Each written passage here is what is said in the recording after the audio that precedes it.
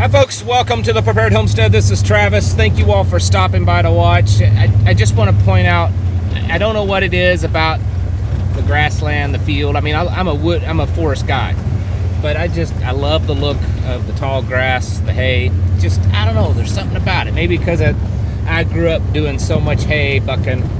That's what I did, and there's just something about it. I like it, okay? So the weather's turned out pretty great. We haven't started our meeting yet, and originally the forecast was that we were supposed to have rain and storms all day long. Well, it's broken up, but we're still supposed to get some later on this evening. But the good thing is for us is that this break will allow the water to recede. If we were going to get, especially based on what was going on this morning with rain, if it was going to rain like that all day, we were going to have some serious flooding. And so thankfully, the rain has decided to give us a break, and we won't have that kind of flooding. I did see that I believe 7 people lost their lives in the storms from last night out in Texas and Oklahoma. Please remember those families in your prayers. I guess in Denton, Texas, it caused some damage to a truck stop. There were a bunch of people, 150 or so people trapped inside. It was a mass casualty event. Pretty serious stuff there. So I know I said it this morning, I'm repeating myself, but storms is something we have to pay attention to. I know I saw some of the comments. I'm not saying you're wrong, that you're more concerned with what the government's doing. I get that. But part of what they're doing is also manipulating the weather. So you should probably pay attention to it. Speaking of government, speaking of the system, Big Brother, all the globalists trying to rule your life. We're seeing a gradual progression, folks, and they're doing a real good job. I think so. I mean, you got to realize, as much as you don't like these people, they're good at what they do.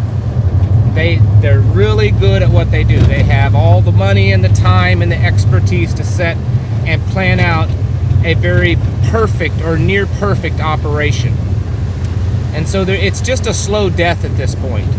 I've said for a long time that I don't think that they want some big, kind of like a black swan event, some big event that will just change us over. That's why we see things get so close to the edge of World War III, or so close to the edge of a economy collapse, or supply chain collapse, or whatever. We see it get real close, and then it backs away. And I believe that that's part of that manipulation. They want us to believe that it's about ready to happen, that it's on the verge of collapse, and then they back away a little bit. But the bigger picture is, if you stand back and you look at that bigger picture, which I've said this for years and years now, the bigger picture is that it is a slow progression to collapse. It is a slow progression to take over. And so that's way harder to deal with than just something happening overnight. And so we have to prepare for that. It wears on you. It's tiresome. You start to think, well, it's never going to happen. I've spent all this time and money preparing myself for this collapse, and it doesn't look like it's going to happen. When the truth is that it is happening. It's already happened, and it's just slowly progressing. And too many people, most people, just don't see that, and we can't allow ourselves to be one of those that don't see it.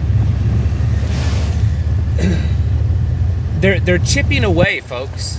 Whether it's legislatively, all of these globalist pacts and globalists, this World Health Organization edict that they're trying to control everyone through health, global currencies, global control of communications and internet, all this kind of stuff. It's happening little by little, but it is nonetheless happening.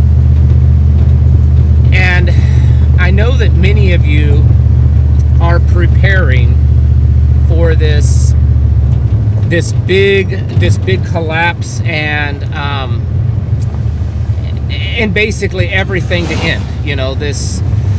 kind of Mad Max scenario. I made a video a couple weeks ago talking about this, that I know that this is going out on a limb. I get that this is a stretch, but I kind of tend to believe that all of these Hollywood movies and TV shows that show a collapse in that way, because most of them do, show some type of just complete bottoming out. You know, one day it's normal, the next day it's total anarchy, chaos. You know, we're eating each other, there's no government. I believe they want you to think that that's how it is, because that's what you're preparing for. Everything else is not on your radar. You're preparing for this big, you know, bottoming out. And when that day doesn't come, you might just think, well, it's, you know, yeah, it's gotten a little worse. Government's grown in size, but at least we're not, you know, Mad Max anarchy. But the thing is that it's worse than that, because they do control us. This idea that we're just going to be kitting up and going out there and defending ourselves, and it's just, you know, whoever has the most firepower and the best training, and you know, we don't have to worry about laws anymore. We can just, you know, take matters into our own hands. It's not going to happen, folks. I don't believe it will. I mean, it could, but I don't believe that that's going to happen. It's not biblical, for those of you that are kind of following that timeline. It's not biblical. And so we have to prepare for a different type of collapse. A collapse that there is government. You know, when I say that America's collapsing, I'm not saying that it's going to just go to anarchy and that there's no government. The current system will collapse, and something way, way worse will take its place. And it will be that just immediate shift. You know, I've said it before, the Indiana Jones movie. It's just going to be kind of a very quick little shift, and you'll wake up one day and you're like, wait a minute, what a lot's changed, what happened? And you won't even realize until it's too late what's actually taken place. This is what we have to prepare for. This is what we have to kind of wrap our heads around and realize that it's not going to be just a total anarchy. That there's going to be a system out there, there's going to be government out there, there's going to be the badges and the agents and the military and all that kind of stuff. And they may or may not be on our side. In fact, the way things are looking, there's less likely that they'll be on our side. That's why I think it's even more critical than in a complete total collapse scenario. It's more critical for us to band together in community. Because if you have a group of people, and even the existing, like, actual community, the town that you live in, the area that you live in, out in the country, if enough people pull together and say, this is how we're doing things, this is what we will and won't accept, it's going to make it more difficult for the powers to come in. Even if they have more power, more men, more equipment, it's still going to be harder for them to come in and do anything. And so that's why it's so critical for your small communities and stuff to kind of pull together and get back to how it was 50, 100 years ago, where people, they depended on each other and they didn't depend on government. They were self-sufficient. That's going to be one of the best things that you can do to prepare against what's happening. It is happening. That's the thing. It is falling apart. It is getting worse. You can sit there, and if you made a timeline from now going back 4, 5, 6, 10 years, you can definitely see that things are progressively getting worse. And that's why we have to prepare for it. Don't sit around waiting for that big boom to happen. It may not.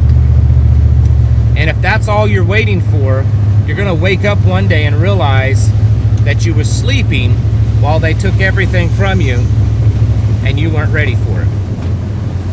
We need to be getting ourselves and our houses in order, preparing ourselves mentally, physically, and spiritually. Thanks for watching, and I'll catch you in the